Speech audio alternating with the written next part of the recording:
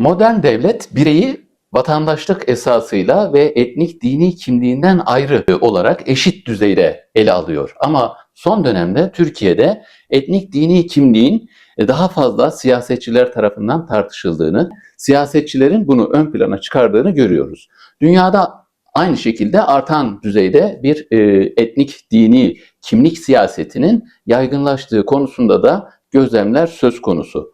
Şimdi bu gözlemlerin sonucunda bu tabii ki insanların kendi görünürlüklerinin, kimliklerinin ön plana çıkması şeklinde değerlendiriliyor veyahut da aynı şekilde ülkelerin birlik beraberliği açısından da bir risk olarak değerlendiriliyor. Şimdi bu konuyu hem siyaset hem de hukuk açısından ele almak üzere yine Levent Akyıldız abimle birlikteyiz. Onun görüşlerini, değerlendirmelerini alacağız. Levent abi, modern devlet teorisinde siyasal temsil eşit yurttaşlık üzerine kurulu. Ama Türkiye'de son dönemde etnik dini kimlik üzerinden bir tartışma yürüyor.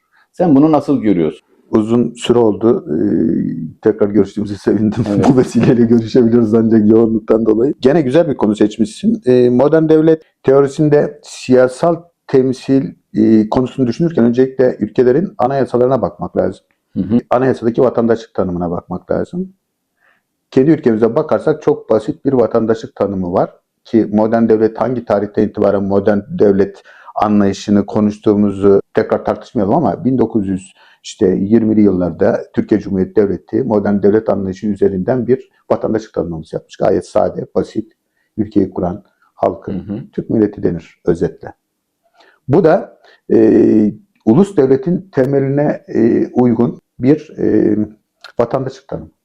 Bence bu etnik ve dini temsil üzerinden yapılan siyasi tartışmaların büyük bölümü son yıllarda ortaya çıkan ulus devletleri yıpratmak üzere ortaya konmuş tezler.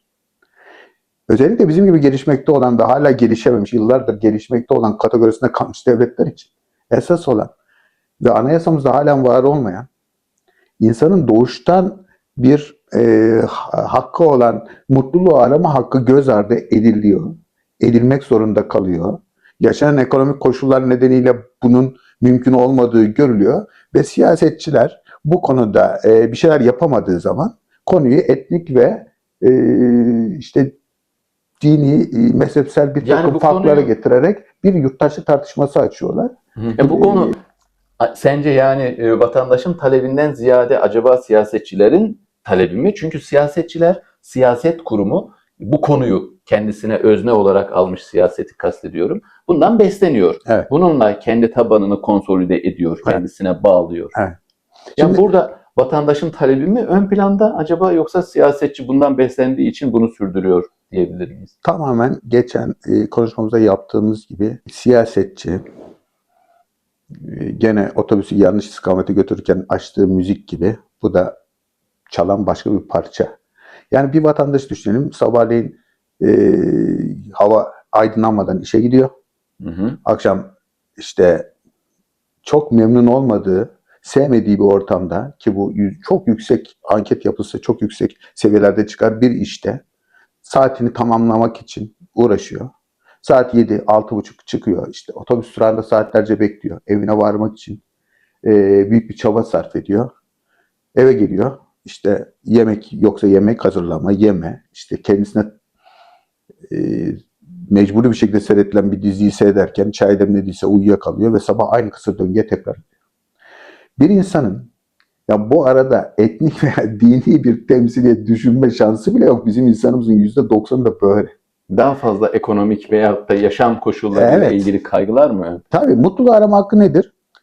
Kendini gerçekleştirme hakkı. Bunun için ne lazım temel olarak? Çok kabaca zaman lazım. Ve para lazım. Yani bir ekonomik refah ve bunlar birbirine çok bağlı. Ya zamanı yaratmak için ekonomik bir refahın olması, yani bir hobin olması. Türkiye'de kaç kişinin yani üst seviyede para kazananlar hariç onların da yozlaşmış zevklerini ayrı konuşuruz ama kaç kişinin hobisi var? Resim yapmak, tiyatroya gitmek, bir sanat olayına katılmak veya kendi içinde çocukluğundan beri yapmak isteyip ancak yapamadığı bir takım amatörce yapabileceği spor, resim, heykel. Uğraş yani. roman. Boş vakit geçirmek Böyle bir diye vakit neyse. var mı? Yok. Sonuçta adamın böyle bir şey düşünmeye vakti de yok ama bazı siyasi oluşumlar ya da bu konudan rant getiren bir takım gruplar bunu ikide bir çok büyük bir kitlenin en büyük derdi buymuş gibi göstererek ülkede bir şey yaratıyorlar yani ne derler? Sisli bir durum yaratıyorlar. Buradan da bence faydalanıyor. Evet. Şimdi hukuk kişilerin bireysel olarak eşitliğini tanımlayan en önemli unsur ve burada da neyi görüyoruz? Anayasayı görüyoruz değil mi? Bu noktada hukukun evrensel ilkeleri geri çekiliyor ve kimlik siyaseti boşluğu dolduruyor gibi görünüyor. Yani gene anayasanın ilgili maddesinde vatandaşı ne kadar çok ayrıntıya boğarsan herkesi dahil edeceğim. Herkesin bir takım özelliklerini görmezden gelmeyerek bu anayasanın içerisinde göstereceğim derseniz hukuk zaten gözleri bağlı bir adalet tanrıçasıyla temsil edilen bir konu. Gözleri bağlı olmasının zaten temel maksadı bu etnik ve işte dini bir takım farklılıkları görmezden gelmek. Konumları görmeden karar kişilere yani objektif olarak karar verebilmek için evet, böyle bir temsil seçilmiş veya obje seçilmiş. Buradan bakarsak zaten hukukla uzaktan yakından bağdaşması bu fikrin mümkün değil. yani hukuk mu üstte yoksa kimlik siyaseti mi üstte olmalı? Mutlaka ki hukuk üstü olmalı ki zaten her zaman konuşuyoruz. Bir insan layık olamaz ama devletin layık olması lazım ve devletin dini de adalet. Yani bu devletin kuruluş felsefesini kapsayan bir şey. Yani herkese eşit Evet. haklar, eşit sorumluluk, eşit mesafede yükler. yaklaşma. Evet, yapılan anketlerde Türkiye'nin en büyük sorunu ne diye sorulduğunda çıkan sorular biri işte ekonomik sorunlar, eğitim sorunu, güvenlik sorunu ve benzeri sorunlar çıkıyor. Ve bir siyasi parti hiçbir zaman bir etnik veya dini kimlik üzerinden eksiklikleri tamamlayacağım iddiasıyla çıkamaz. Bu da siyasete aykırı çünkü niçin? Siyaset başında da bir önceki programda konuştuk. Bir menfaatler gruplarının birleşmesiyle işte Türkiye içerisinde bu menfaatin dağıtılması için yapılan bir iktidar savaşı. Yani burada bir etnik kimliğin ön plana çıkması diğer etnik kimliklere veya işte diğer mezhepsel kimliklere veya işte dini kimliklere kesinlikle baskı kuracağı çok basit ve net yani. O yüzden bence hukukla birlikte bunları anmak tamamen yaratılışına, bu devletin de hukukun da yaratılışına ters bir şey. Peki bu etnik ya da dini temsil temelli talepler, bunlara baktığımızda bunlar için biz demokratik talepler mi diyebiliriz yoksa bunlar ayrıcalık yaratan, ayrımcılığa götüren bir takım talepler midir? Ben İngiltere ile ilgili okuduğum bir metinde şöyle diyordu. İngiltere'de çeşitli etnik gruplar var ve devlet bunları tanır, bilir ve bunları siyasetinde kullanır ve toplum paralel yapılara bölünür bu etnik gruplar temelinde. Şimdi biz bu şekilde bu talepleri yerine getirdiğimizde siyasi olarak her ne kadar siyasal haklar İngiltere'de tanınmamışsa da bu seçimler zamanında blok oylar şeklinde Amerika'da da hem ırk kapsamında hem de etnik temelde kullanılıyor siyasetçiler tarafından. Ve toplum paralel yapılara bölünüyor. Tabii bu paralel yapılar zamanla ayrışma riski taşıyor diyebilir miyiz? Tabii mutlaka. Yani sonuçta biz şöyle düşünelim. İngiltere'de bu belki kapalı yapılıyor. Bizim ülkemizde daha açık bir şekilde yapılıyor. Yani şimdi İngiltere'de yaşayan İrlandalı kökenli vatandaşlarımıza fazladan kredi vereceğiz veya böyle bir seçim sloganı yok yani. Şöyle olabilir.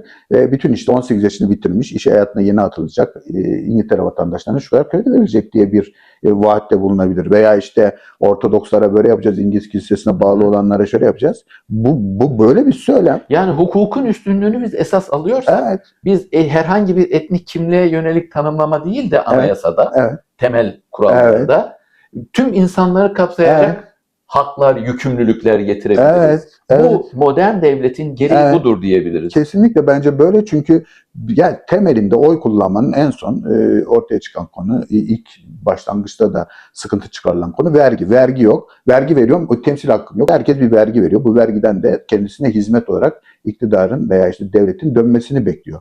Bu dönüş esnasında bu kimlik veya inançsal çerçevede eksikler görüyorsa tabii bunları talep edecek.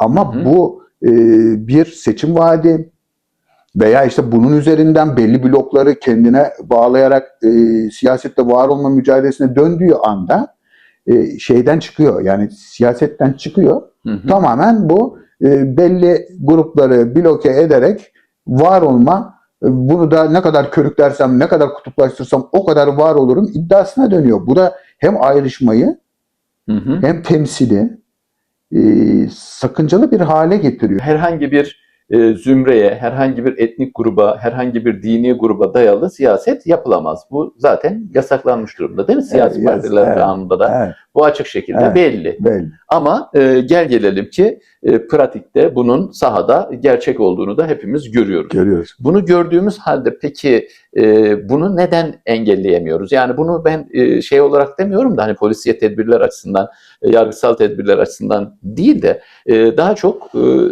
bunun mantalitesi açısından, siyasal çözüm açısından söylüyorum. Nasıl engellenebilir böyle bir şey? Yani Almanya'da bildiğim kadarıyla yurttaşlık, anayasal yurttaşlık şeklinde tanımlanmış ve çeşitli azınlıklar olmasına rağmen devlet bunları görmüyor ve diyor ki ben her birinizi birey olarak ve eşit yurttaş olarak görürüm. Evet. Yani bizim ve bunun ötesinde herhangi bir siyasi hareketi Almanya hoş görmüyor. Evet. Peki biz bunu neden toplumsal olarak engelleyemiyoruz? İşte Almanya bunun acılarını çok çekmiş bir ülke. Sadece kendileri çekmemiş, bir de dünyaya çektirmişler. Esas olan şu ki insanları bir arada tutmanın temeli, işte dediğim gibi refah içerisinde yaşayabilme ideali, birbirlerinin acılarına üzülme, birbirlerinin sevinçlerine katılma. Ve hukuki eşit şartları kendilerinde Evet. bulmaları bu hakları değil mi? Güvenli Yani ve yarın kaygısı olursa olmayacak. o zaman etnik Evet. kimliğe dayalı İşte istekler başlıyor. Bu kendini işte güvende hisseden, adaletli olduğuna düşündüğü bir toplumda yaşamak insanları bir arada tutması için gerekli olan bence ilk şart olmalı. Yani ve Almanya'da biz şunu diyebilir miyiz? Alman toplumunda yarın kaygısı yoktur ve benim başıma bir şey gelirse hukuk var. Hukuk önünde ben hakkımı arayabilirim Evet. dediği için Evet. Almanya'da bu sistem yürüyor. Yani Yürüyor anayasal ya da yurttaşlık. evet, yani yürüdüğünü görüyoruz biz dışarıdan. Söylemek istediğim şu ki Almanya'da bu sisteme güvenip ya Hindistanlısı, Pakistanlısı da gidip ya bu ortam güzelmiş ben de burada yaşayayım diye böyle bir şekilde bir de göç alıyor buralar. Cazibe Yani sonuçta merkezi. evet, cazibe merkezi olması bu sebeple. Ama bizim gibi bir takım gelişmekte olan ülkelerde veya işte bu şekilde olan ülkelerde insanlar bu şekilde bir arada tutmak yerine bir düşman yaratılarak, yani halk arasındaki ismiyle dış güçler yaratılarak insanları korku üzerinden bir arada tutmaya çalışıyorlar. Yıllardır böyle işte iç cepheyi kuvvetlendirelim, şöyle yapalım diyen bir korku. Çünkü niye? Bunu siyasetçi ekonomik olarak veya işte o başında belirttiğimiz ideal insanların mutlu olarak içinde kalmak istediği bir toplum yaratmaya beceremedikleri için de bunu pompalıyorlar. Bunu çoğu zaman işte ya bir düşman devlet yaratıyorlar ya da ismini koyamadıkları, ismini söylemekten hatta çekindikleri bir takım hayalen gerçi ortaya koydukları bir tehdit yaratıyorlar. Bu tehdide yönelik de içerideki grupları, blokları zaman zaman birbirlerine yaklaştırarak, zaman zaman uzaklaştırarak oy devşirmeye çalışıyorlar. Yani bu bence siyasetin kolay oy toplama yöntemleri var. Bunlar da bir şekilde Türkiye'de terk edilemiyor. Bunu siyasetçiyi suçlamak kolay. Kendimizi suçlamamız lazım. Çünkü siyasetçilere bunu terk ettirecek olan patron, vatandaş. Vatandaş seçmen olarak ben kimi seçiyorumdan ziyade seçtiğim bana ne hizmet yapacak? Menfaat sağlayacak. Buna bakmak evet. Daha doğru değil mi? Evet ya, bir yani seçmen olarak. Aynen. Kendimiz için de söylüyorum. Ben bu kadar vergi ödüyorum. Peki ben bu vergi bana nasıl dönüyor? Bu vergi nasıl dönüyoryu tartışmak veya nasıl dönmesini istiyorum tartışmak yerine biz bunları tartışıyoruz. Söylemek istediğim şu ki Türkiye'de şu anda önemli bir ekonomik sorun var. İnsanlar kendilerine hiçbir zaman ayıramıyorlar. Ayıramadıkları için mutluluğa erişme hakları ellerinden alınıyor. Anayasada bile yazılı olmayan bu hak ellerinden alınıyor. Doğal yaşamsal hakkı yani. Ve bu çarkın içerisinde neden ben, niye böyleyim diye sorgulamak yerine bu bloklarda yer alarak esas yaşam hakkını terk ettiğini değerlendiriyorum. Şimdi Türkiye'de toplumun birçok ihtiyacı, birçok sorunu var. Ama kimlik temelli siyasete baktığımızda bu sorunlar üstüne gitmiyor. Ve kimlik temelli siyasetin ortaya koyduğu sorunlar da uzun süredir tartışılıyor ama bir ilerleme sağlanamıyor, çözüm olmuyor. Ya şimdi ben 10. Yıl Marşı'na bakıyorum. 10. Yıl Marşı'nda işte kendisiyle övünen, yani dinlediğiniz zaman marşı, üretmekle övünen, üretmeye hevesli, üretmenin heyecanını taşıyan bir marş. Ve üzerine başka bir marşta 100. yıla girdik, yazılmadı. Niye biz dünyanın en iyi otomobilini üretmiyoruz veya biz niye dünyanın en iyi telefonunu yapmıyoruz konusunu hiç tartışmadan devamlı olarak bir kimlik, inanç, siyasette saptanmış bir şekilde Ya peki yani siyaset kurumunun tercihi mi? Siyaset kurumunun tercihi. Çünkü siyaset kurumu bunu daha kolay görüyor bence. Şimdi 1789 Fransız devriminden sonra milliyetçilik akımı dünyada etkisini göstermeye başladı ve Osmanlı da bundan nasibini aldı. Ve bu kapsamda işte Osmanlıcılık, Batıcılık, Türkçülük, İslamcılık gibi bir takım akımlarla devlet kurtarılmaya, yine eski gücüne kavuşturulmaya çalışıldı. Ama gördüğümüz şu ki Osmanlı 1. Dünya Savaşı'na kadar bu enerjisini tüketti, sonuç alamadı. Ve 1. Dünya Savaşı, Kurtuluş Savaşı sonrasında da Anadolu'da yeni bir devlet filizlendi ve ulus devlet olarak kendisini tarih sahnesine yerleştirdi. Bundan sonra zannediyorum işte milletin birbirine tutkun bir şekilde bir azimle, üretim azmiyle, çalışma azmiyle çok kısa bir sürede yani 15 yılda hakikaten tanınmayacak bir gelişime odaklandığını evet. ve bunu başardığını görüyoruz. Ve bu konuda da dünyadan takdir gördüğünü görüyoruz. Yani bu aslında yokluklar içinde bile çok büyük başarılara imza atılabileceğini gösteriyor. Yeter ki bir toplumda ayrımcılık yaratacak unsurlar olmasın. Şimdi Türkiye'deki bu siyasal temsiliyet konusunda etnik köken, dini inanç temelli siyasetin yaygınlaşması bizi nereye götürür? Ulus devletler bakın çevremizde teker şey oluyor, parçalanıyor. Ulus devletler sermayenin en büyük düşmanı. Yani milliyetçilik aynı takımda olmak demek. Yani burada bir ayrımcılığa sıfırlamak. Fransa'da yani anayasal kurumlar renk körü aynen. Renk körü. Yani burada ne bir dini inanç, ne bir etnik temel hiçbirini tanımıyoruz. Benim için yurttaş esas diyor, birey esas diyor. Şimdi bütün bireyler eşit. Galatasaray futbol takımında belki 7-8 milletten Fenerbahçe aynı şekilde futbolcu oynuyor. Hepsinin temel amacı maçı kazanmak. Bu kazandıkları maç sayesinde prim almak. Kendilerini seyreden seyirciyi mutlu ederek takımda kalmaya devam etmek. Ve kendilerini kazanmanın verdiği mutlulukla tatmin etmek. Yoksa aynı formayı giyiyorlar. Zencisi var. Siyahi oyuncusu var. Ne bileyim Orta Asya'dan var, Hristiyanı var, Müslümanın mezhebi var, Hristiyanın mezhebi var falan filan. Sonuç itibariyle aslında çok... Şöyle bir şey yok yani. Mesela siyahlar 10 numara giysin. Hep libero oynasınlar. En az 5 oyuncu siyahi olacak. Yani böyle bir hak olsun, böyle bir eşitlik olsun diye. Bu eşitlik değil aslında. Eşitlik değil. Eşitlik liyakat temelli. Evet. Antrenmanda kim oynarsa formayı alması ve o takıma giren herkesin de o forma için, kazanmak için yani ortak ideal için, bir millet için de ortak ideal, gayret göstermesi, golü yiyince beraber üzülmesi, golü atınca beraber sevinmesi ve temsil ettiği renklere ihanet etmemesi.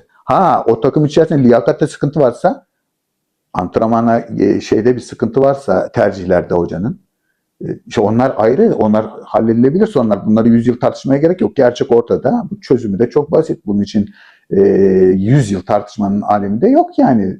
Önemli olan kazanma motivasyonu. Bizim milletimizin kazanma motivasyonu nedir? Ülkemizi modern, çağdaş. Bak orada bile hedefi koyarken kısıtlamamış modern, çağdaş devletlerin üstüne çıkmak. Bu bugün Amerika olur, yarın İtalya olur, yarın Fransa olur. Veya aynı anda hepsi olabilir. Mesela sporda diyorum ki Alman milli takımının üstüne çıkmak, ekonomide İngiliz ekonomisini geçmek, ne bileyim sanatta Fransız sanatçıları geçmek budur. İki, dediğim gibi bir refah seviyesi sağlamak ve bu refah seviyesi sayesinde boş zaman yaratmak. İnsanlar dünyaya niye geldi? Ya sabahleyin 6.30'da kalk, akşam 9'da eve gel, Evet. ertesi sabah aynı döngüye gir dinlenemeden, aynı mutsuzluğu yaşa. Ondan sonra bir de bak Türkiye'de mutluluğu da yozlaştılar. Yani bu mutluluk bence benim beraber senle balık tutmam mesela bir hobi. Ya da kendi başıma kalıp resim yapmak. Bizde öyle değil ki cep telefonu, yani tüketmek üzerinden bir mutluluk ortaya koydular. Tüketmek üzerinden konulan mutluluk haz mutluluğu. Yani hazın tatmin olmasıyla mutluluk bitiyor. Yani tüketebiliyorsan, Evet. ne kadar çok tüketiyorsan, ne kadar çeşitli Evet. tüketiyorsan çok mutlusun anlayışını. Evet ama haz geçti. Geçici bir mutluluk değil o. Yani o haz duyma. Abi, parana göre haz duyuyorsun. Haz bitiyor. Mutsuzluğa düşüyorsun. Mutluluk o değil. Mutluluk işte beraber seninle şu yaptığımız bizim için mutluluk. Buna vakit ayırabilmek mutluluk. Şu düzeneyi alıp bunu da işte sevdiklerimizle paylaşabilmek, bu teknolojiyi burada kullanmak mutluluk. Yoksa gittik işte şu marka bir telefon aldım veya işte arabamı değiştirdim ve bir hafta sonra o mutluluk bitiyor. Çünkü haz o, mutluluk değil. O yüzden de insanların mutluluğu tanımlamasını özellikle gençler için haz üzerinden, tüketmek üzerinden bu sermaye şey yapıyor, dayatıyor. Oradan da bir yere varmamız mümkün gözükmüyor. Mesela ben ikinci üniversite okumak, üçüncü üniversite okumak istiyorum. Beni mutlu eden bu. Bu bir haz değil, mutluluk ve uzun sürecek bir mutluluk. Yani bilgi biriktirerek mutlu Evet. olmak. Mesela o bir diplomayı gördükçe mutlu olmak, okudukça mutlu olmak. Hı hı. Bu iş bu. Yoksa okula Mercedes'e gitmek mutluluk değil. Mercedes'e gitmek etrafa hava atmak veya işte o 3 hafta 4 hafta konuşulmanı sağlamak. Sonra konuşmuyor kimse, bitti. Haz bitti. Bu sefer ne oldu? Daha üst seviyede bir arabayı almak seni mutlu edecek gibi düşünüyorsun. Bunlar işte bu tip tartışmaların çok uzun sürdürülmesi, özellikle çözümlenmemesi. Bak bence bunlar çok kolay çözümlenecek konular. İşte bunları bir takım rant şeylerini verince çözümlemiyor. Uzattıkça Peki, uzatıyorlar. bir şey soracağım. Şimdi Almanya'daki sistem, yani Almanya bize tarihsel olarak da, toplumsal olarak da, sosyal olarak da yakın. Çok Türk yaşıyor, ilişkilerimiz var. Birinci Tamam. Dünya Savaşı'nda ortaklık vesaire. Almanya'daki bu anayasal yurttaşlık temeli acaba Türkiye'de oturtulabilir mi? Türkiye'ye bir model olabilir mi? Hukukun üstünlüğü burada bir anahtar olabilir mi? Hukukun üstünlüğü tabii ki yani korumamız gereken o zaten. Hukukun gözlerini bağlı tutabilmek. Eğer korumamız gereken oysa acaba bu sorunun çıkmasında da temel bu mu? Yani hukukun Yozlaşması tabii. yozlaşması Kesinlikle. mı? Yozlaşması. Hukukun bu paralele getirilmesi zor. Hı hı. Yani koruyucu unsur yerine bu için kullanılabilir bir alet haline getirilmesi. Yani insanlar ben işte atıyorum etnik grubundayım. O yüzden de adaletten böyle bir tartışma hiç olmuş mu ülkede? Hepimiz adaletten şikayetçiyiz, değil mi? Ekonomik olarak şikayetçiyiz. Eğitim olarak şikayetçiyiz. Yani bu iktidarla da alakalı. Gelen iktidardan da şikayetçi oluyoruz. Zaten şikayetçi olmamız lazım. Bizim halkımızın talepkar olmamasından da kaynaklanıyor bu. Yani kardeşim tamam her şeye şükredelim de şükür Allah'a edilir. Ya bu iktidara şükredilmez. Hükümete şükredilmez. Hangi hükümet gelirse gelsin mutlaka eksikleri veya vaatlerini yerine getiremediği vaatleri olacaktır ve eleştirilecektir ve istenecektir. Daha iyisi talepkar için biz bunu Şimdi biz yapmamız gidiyoruz lazım. lokantaya, lokantada söylemişiz ne derler, döner söylemişiz, döner gelmiş. Hiç tadı yok, tuzu yok. Bir sürü para vermişiz. Servis çok kötü. İyi bir lokanta. Ona göre servis bedeli ödüyoruz veya döneri 3 lira yiyeceğimize 5 lira yiyoruz. Ya talepkar olmalıyız. Bunun gibi bir şey. Bunun şükrü olmaz. Şükür Allah'a yapılır ki bu bizim dinimizin temelidir zaten şükretmek. Ama bu kendi seçtiğin, patronu olduğun ve sana bunları yapacağım diye gelen birinden talep etmemek noktasında bir şükür değil bu. Bu da yanlış anlaşılıyor. Kim? Kim ya? Sonuç itibariyle bir hizmet getirmek üzere gelmiş. Buna gönüllü olmuş. Millet olarak da her türlü desteği vergilerimizle veriyoruz. Vermişiz. Yani ben vergilerimde eksik mi veriyorum? Öyle bir imkan yok zaten. Ya vermem, ekmek almak gidiyorum. Ama hizmeti alırken vaat edilenlerin hepsini almıyoruz, eksik alıyoruz. Evet, biraz talepkar olmak lazım ya. Bu devlet senin, benim 5 kuşak önceki dedelerimiz bu devleti var etmek için, ayakta tutabilmek için hep ölmüşler.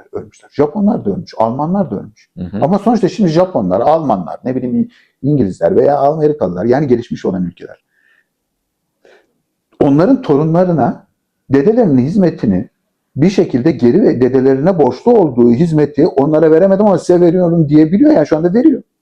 Biz hala bizim çocuklarımız borçlu doğuyor, torunlarımız borçlu doğuyor ve bu hizmeti hep ya bir dış güç ya bir işte tehdit, beka ve benzeri sebeplerle ki bu devlet 100 yıldır da yaşıyor. 100 yıldır bu bekamıza bir şey olmadı. Olursa da ne yapacağımızı bütün dünya biliyor. Yani öyle bir durum ortaya çıkarsa neler yapabileceğimizi de tarihçe ispatlamışız. Ve bunlarla biz bu hizmeti alamıyoruz. Bir talep de yok halkta. Yani bizim halkımız biraz talepkar değil. Bu tüketici haklarında da böyle. Peki Yani, abi devlet kimlikler arasında eşit mesafede durabilir mi her kimliğe? Yoksa bir kimliğe daha fazla yakın durma gibi bir şey söz konusu olabilir mi? eşit mesafede durmamayı aklından bile geçiremez devlet.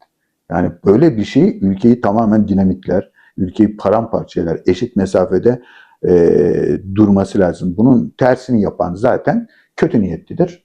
Gizli bir ajandaya sahiptir. Hastalıklı bir eğilimdir. Yani mümkün olamaz devletin vatandaşlarına eşit durmaması. Ya şimdi bir bahçede 20 çeşit çiçek olması o bahçenin güzelliğini, ondan sonra seyredilirliğini arttıran bir şey. Tek işte o ayrıkotlarını temizlemek ve tek çeşit çiçek haline getirmek bahçeyi hastalıklı bir durum. Yani sonuçta çok kültürlülük reddedilemeyecek bir şey.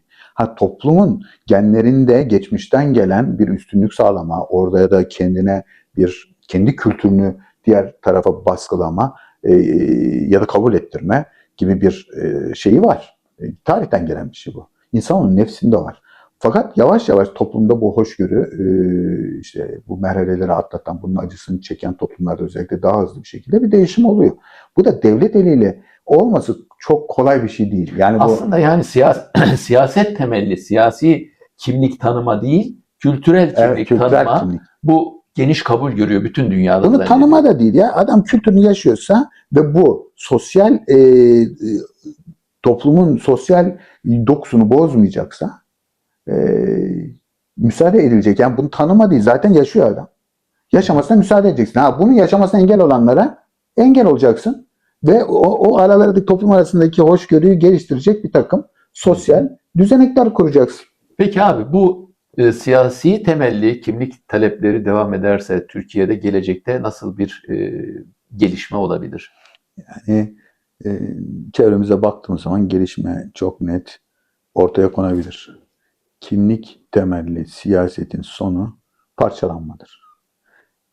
Kimlik temelli siyasetin sonu ulusal devletin son bulup sermayenin istediği şekilde mikro devletler haline ya da mikro gruplar haline gelmektir. Yani bunu bir demokrasi gelişimi olarak mı görebiliriz gelecekte yoksa toplumsal kırılganlaşma olarak mı görebiliriz? İşte benim en büyük şeyim de bu. Şimdi şöyle bir konuşma yapıyoruz. Sanki kültürel haklar, dini, inançsal işte talepler veya kimlikle ilgili talepleri dışlıyoruz ve bunlara karşıyız gibi gözüküyor. Zaten temel çelişki ya da paradoks mu diyorlar? Paradoks da bu. Yani biz bu tartışmayı objektif, sağlıklı bir şekilde yapamıyoruz. Bir takım korkularla yapıyoruz. Şimdi ben tekrar bu korkudan sıyrılmak için söylüyorum. Kültürel çeşitlilik kesinlikle önünde durulmayacak ve insanın mutluluğu arama hakkı içerisinde değerlendirilecek bir konu. Yani ben bu konuda en ufak bir baskı veya en ufak bir görmemezlikten gelinme konusunu şiddetle reddediyorum. Ama konu bunun ölçüsü ne? Ölçüsü kültürünü yaşasın, dinini yaşasın. Geliştirsin. Devlet bunun bir siyasi mühendisliğini terk etsin. Hoşgörüsel bir takım toplum içerisindeki kalıtsal gelen geçmişten sıkıntıları halledecek bir takım sosyal mekanizmalar mahalle arasında kurulabilir, dernekler arasında kurulabilir. Bu konuda sosyologlarımız, psikologlarımız devreye girebilir. Üniversiteler bu konuda birçok sportif ne derler sanatsal bir takım tedavi yöntemleri bu konunun aşılmasını sağlayacak yöntemler geliştirebilir. Yani kimlik temelli taleplerin sınırı kültürünü yaşa, kültür temelli olmalı ama siyasetin merkezine çekilmemeli. Kesinlikle. kimlik temelli bu taleplerin, bu sarmalın dışına çıkmak için acaba biz hukuku esas alabilir miyiz? Hukuk bize burada bir çıkış noktası teşkil eder mi? Yani bu sarmaldan çıkış mümkün. Tabii ki bunun en önemli aracı diyelim hukuk. Hukukun görmezliği, renk körlüğü. Devleti hukukun içine çekmek. Evet. Hukuku devlete uydurmak değil, Bu kimlik siyaseti, devleti hukuka uydurmak. evet, kimlik siyaseti üzerinden iktidar veya işte hayatta var olmayı seçenek olarak devam ettiren insanların, grupların, partilerin de bu konuda siyasi bir mühendislik yaparak konuyu 100 yıl, 200 yılı devam ettirmesine son vermek. Peki burada bunu deyince aklıma geldi. En büyük engel böyle bir dönüşüm için nereden gelir? İran kim kazan sağlıyorsa onlardan gelir. Yani siyaset kurumundan mı Evet, gelir? siyaset kurumundan gelir. Onu dönüştüremediğimiz müddetçe, menfaatlerimize odaklanamadığımız müddetçe, yani Samsun diye bineriz, Antalya'da ineriz. Peki şöyle bir şey desem abi. Türkiye'de sorun kimliklerin bastırılması değil, kimliklerin hukukun yerine geçmesidir desek buna katılır mısın? Geçmek istemesidir diyelim. Yani bu çok tehlikeli bir durum. Örnek veriyorum, işte 40 tane şu dinden, 40 tane bu dinden, 20 tane bu mezhepten, 20 Bu tane etnisiteden. Böyle bir kontenjan tanımlaması falan. Bu hukuk çok dışı bir şey değil mi yani? Çok hukuk dışı olmasını boş ver. Taş devri yani düşüncesi ya, böyle bir şeyin olması. Mutlaka çoğunluk iradesi her zaman doğruyu gösterir. Düşüncesinden hareketle bu çoğunluk iradesinin kendi menfaatleri üzerine azınlıklara baskı yapmasını engelleyecek mekanizmalar zaten anayasamızda var. Hukukun içinde var. Bunlara bir kontenjan tanımak. Yani o zaman ya o kadar çok farklılaştırabilirsin ki burası Anadolu. Ya boş verin, dünyanın en saf, en böyle dağlar içinde kalmış, hiç karışmamış insanlarında bile sıkıntı, farklılık. Ölersin yani. Şimdi bir anayasa düşünün.